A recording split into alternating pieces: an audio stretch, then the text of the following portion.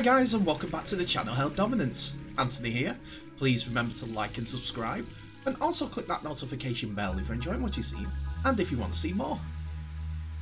Coming up in today's episode, I bring you information from the Challenge Cup as the draw was made and my thoughts on who and what the results are going to be. Plus I run through 5 stories from our rugby league world. So we begin today by looking at the 6th round draw as that was made before the Challenge Cup game between Radford and Lee Centurions. And we've now found out who the entire had a quick look into this and there are some interesting games. Not sure anything to really get at teeth. I'm sorry, I think there's one game that might actually be of some interest to it. Possibly even giant kill. Anyway, so first we've got Catalans out getting the visit of Featherstone Rovers. Last time Featherstone Rovers were in the south of France, they lost the £1 million game. But are under new management now and a few new faces in the team, doing quite well at the top of the championship. Catalans Dragons are starting to find their stride after some good wins against Warrington and Wigan in recent times. So that would be a close one, I think, but overall, I think the Catalans Dragons might be a bit too much for Whitehaven versus St Helens. Well, it's Whitehaven who's just got promoted to the championship against the Three Peters. Make your own decisions there.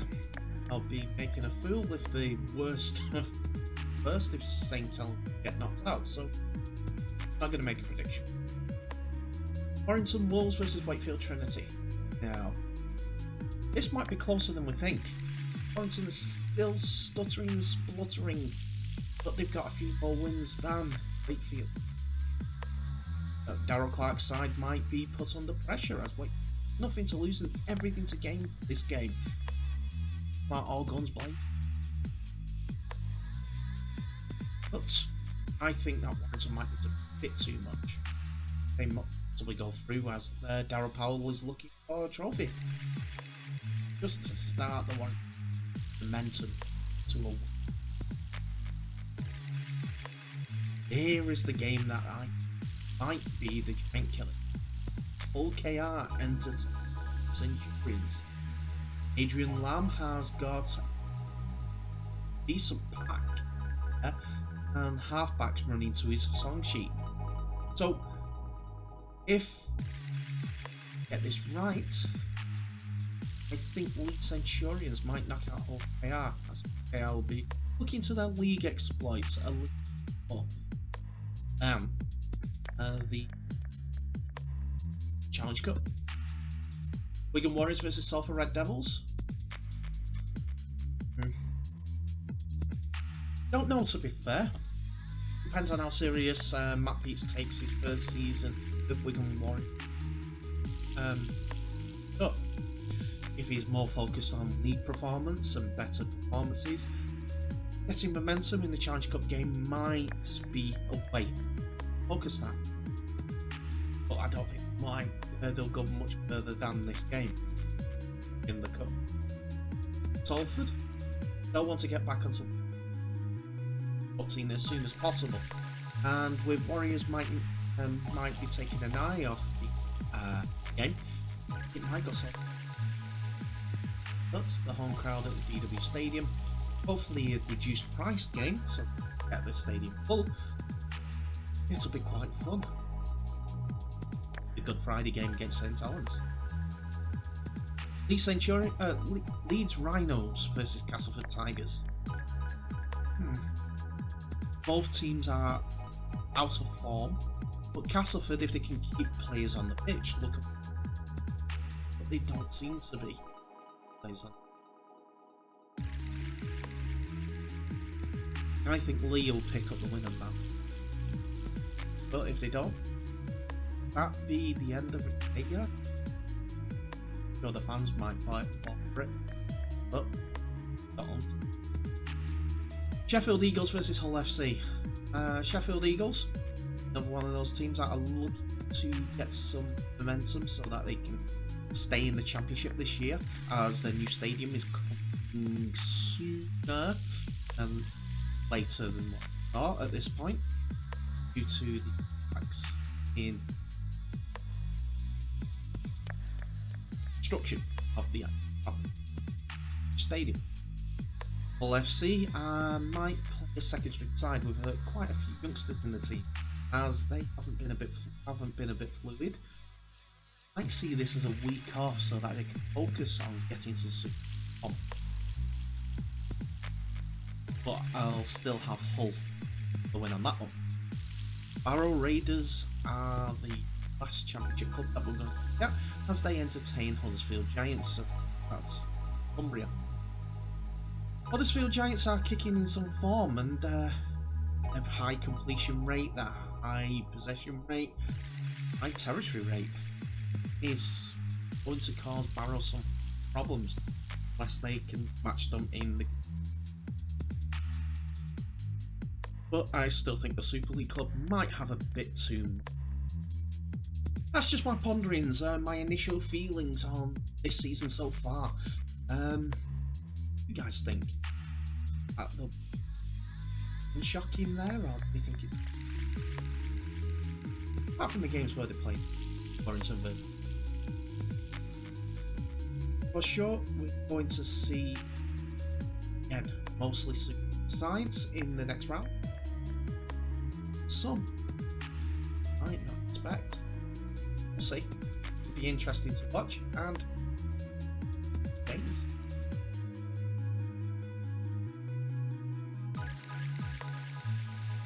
So here are little bite-sized stories, 5 of them for you, from the world of Rugby League for your digestion.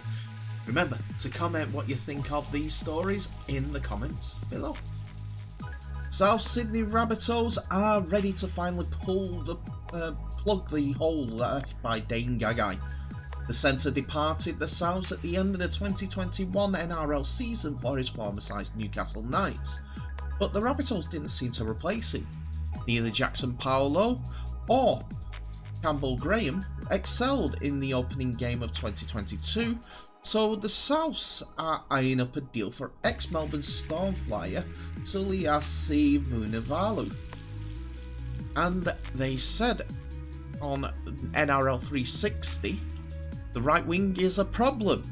They are okay on the left with Alex Johnston, but what I can tell you is during the off-season, Vunivalu, who had won the Premiership with the Melbourne Storm, then went to Rugby Union, playing for the Queensland Reds, the Telegraph's Rothfield said on NRL 360.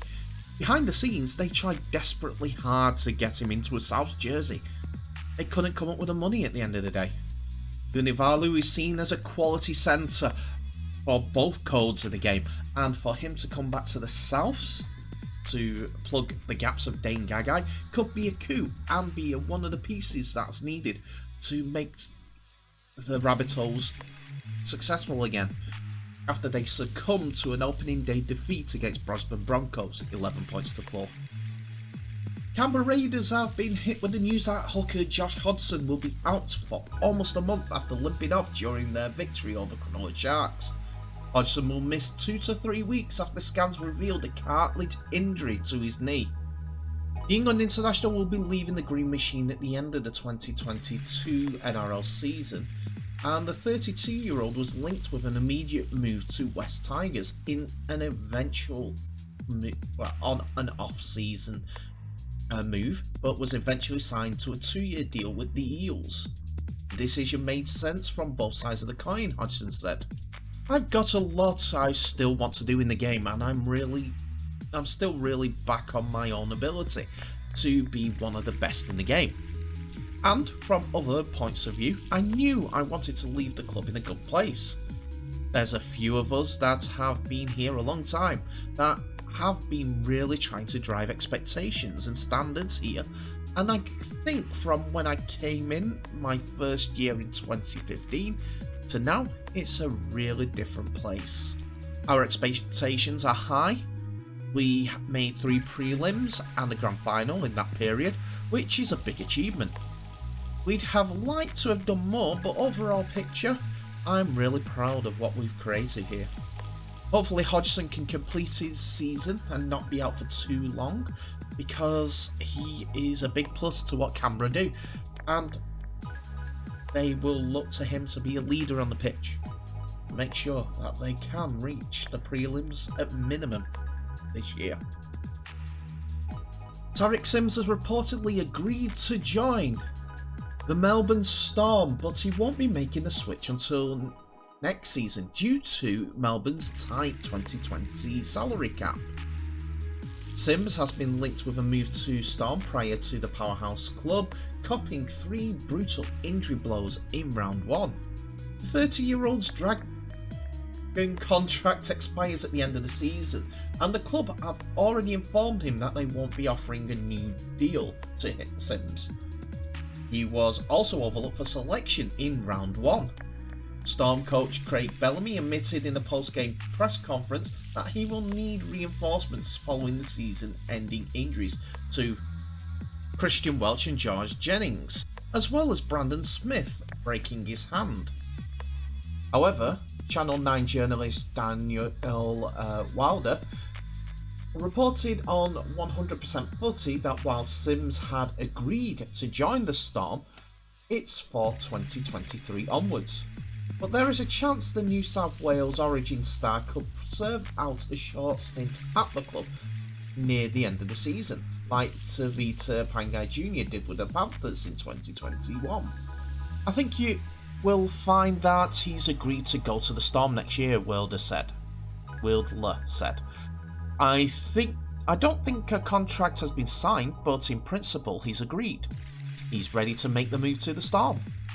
As of this year, the Storm have only got 1 position on their roster, but they've only got about $100,000 to spend.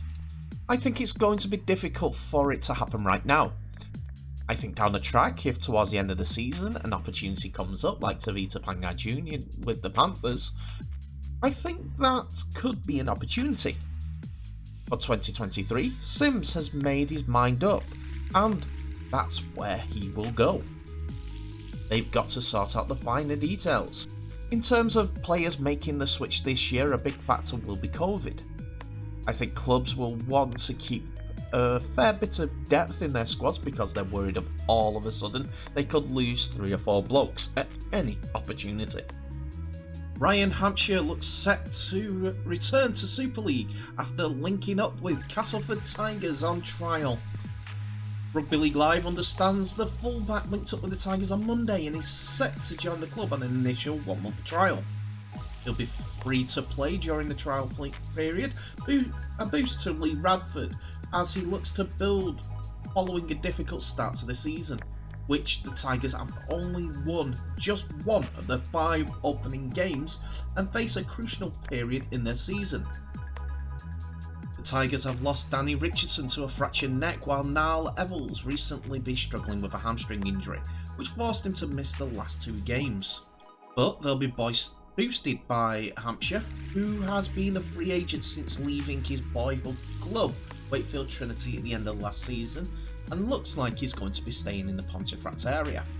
Capable of playing in multiple positions, Hampshire has played for a number of clubs during his career, including Wigan, Leigh and the Tigers back in 2016, where he was on loan from the Wigan Warriors.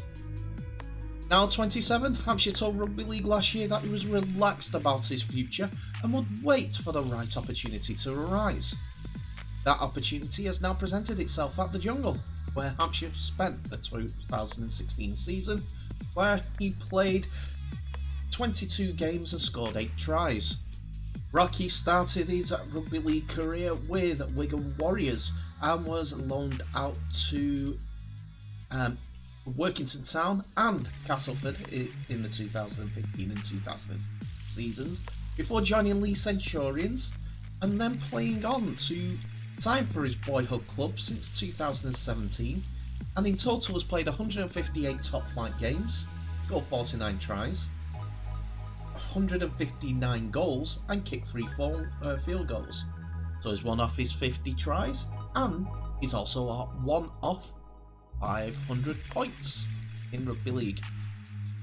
RFL CEO Ralph Rimmer has stated he doesn't believe the franchise model would work in Rugby League in the Northern Hemisphere. Questions were posed around the competitiveness of Super League, with the last 3 of the 4 teams promoted from the Championship, excluding Toronto Wolfpack, having dropped straight back down after 1 season, and current newcomers Toulouse losing the opening 5 games.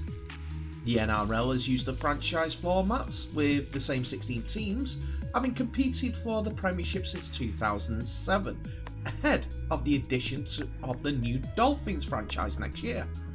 However, Rimmer believes Super League suits the current system.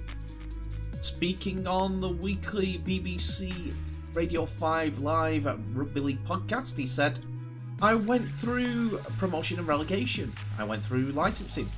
I don't think licensing is a way forward. I think this country values relegation and promotion. It creates drama, creates eyeballs on the sport, as we know from the numbers it returns." In regards to competitiveness, Rimmer insists the introduction of a new strategic partner will help the RFL and Super League to level the playing field and improve the sport as a whole. The strategic partner is set to be IMG, the globally recognised sports industry firm who have played a huge role in the promotion of UFC, world tennis and the world's strongest man. He added, "We want the best clubs playing in the tightest competition, producing the most competitive games. Uncertainty on outcome is ideally what we seek, and that does mean that there will be some pressure on standards. Absolutely it does. From my perspective, we will take advice on all of this. The leap between Super League and the division below is all important, and at the moment it's a big leap. I do think that causes some issues. So that is one of the elements the strategic partner will help us look at, because if you want promotion and relegation, you want it so that teams can sustain themselves for the division above, and or alternatively, isn't having a heart attack when it drops into the division below. So there are some issues to look at. Anything doable from the discussions we've had, I'm really optimistic about what we can achieve. Rimmer also confirmed the current league structure would remain in place until the end of 2023, meaning there will be no changes to the size of Super League next year, while promotion and relegation will remain. And that's it for another episode, ladies and gentlemen. Thank you so much for watching. Please remember to like, subscribe, and also click that notification bell for any videos that might be coming soon via the channel. And also give us a share worldwide so that we can get the good word of Rugby League out there. So, what are your thoughts on today's video? Please comment on the presentation today. Lots of news out there, but only snippets that I thought that you should be aware of. Ralph Rimmer's comments about the franchising system and relegation and promotion staying as the status quo, and for 2023 is okay news by me. It'll be interesting to see how things go. A couple of bits of injury news, signing news. Tariq Sims going to a Storm. Ryan Hampshire going to Castleford this month. And also the replacement for Dengagai must have been sorted. Anyway, some good little bits of information there. And my thoughts on the Betfred Challenge Cup Round 6. You agree with me that there could be a potential banana skin for KR? Be interesting to see with Lee coming to the sound. We will find out who's playing where and when, and what TV coverage the games are going to have over the next day or so, and I'll bring that to you as well. But in the meantime, thank you so much for watching. Please remember to share this video worldwide, and always stay safe. I wish you the best, and I'll see you in the next episode.